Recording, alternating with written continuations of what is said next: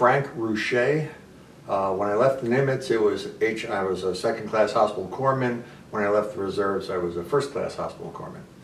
The food, I didn't have any problems with the food.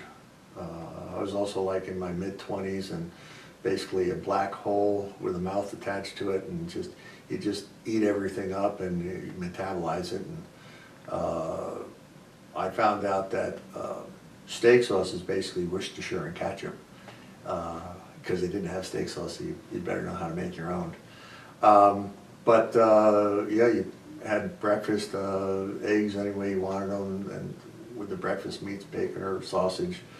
The one thing that I had a problem with was when we were, you had to be certified to work on the flight deck, and there were very few of us that were certified, and there were 2 of us attached to ship's company, 2 more for the air wing. And the big problem there is that if we were out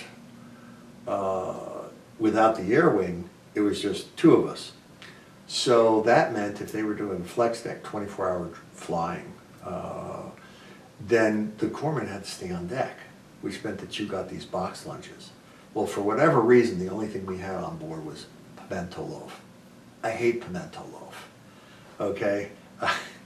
The only saving grace at the time was that they would have these sweet pickles. So I would trade off the sweet pickles and do whatever I could do. But the pimento loaf, to this day, I cannot face down pimento loaf. But other than that, the food was good. And we had the coffins at the time, what we called coffin bunks. Yeah, that was your 12 square feet of privacy.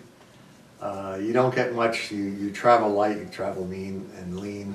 So you had this flat surface with about 2 inches of sponge.